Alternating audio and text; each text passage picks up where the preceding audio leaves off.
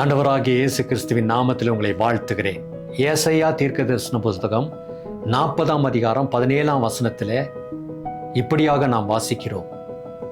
பூமியின் சகல ஜாதிகளும் அவருக்கு முன்பதாக ஒன்றும் இல்லை. அப்ப கர்த்தர் எவ்வளவு பெரியவர் நீங்க பாருங்க.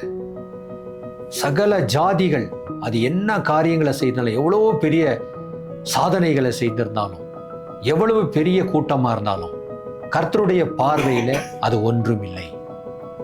ஒருவேளை நம்மை நோக்கி பலர் எழும்பலாம், பல விதமான மக்கள் நம்மை மிரட்டலாம், பல காரியங்களை சொல்லி நம்மை நசுக்க முயற்சி பண்ணலாம். ஆனால் கர்த்தர் பெரியவர்.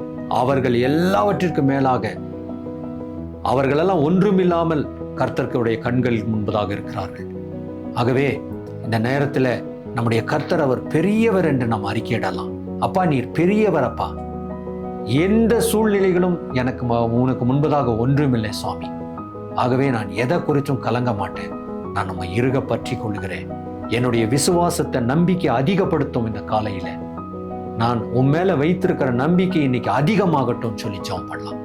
ஜெபிக்கலாம். பரிசுத்தமுள்ள நல்ல பிதாவே, பூமியில் உள்ள சகல ஜனங்களும் சகல ஜாதிகளும் அவர்கள் எப்படிப்பட்டவர்களா இருந்தாலும் உமக்கு முன்பதாக ஒன்றும் இல்லை.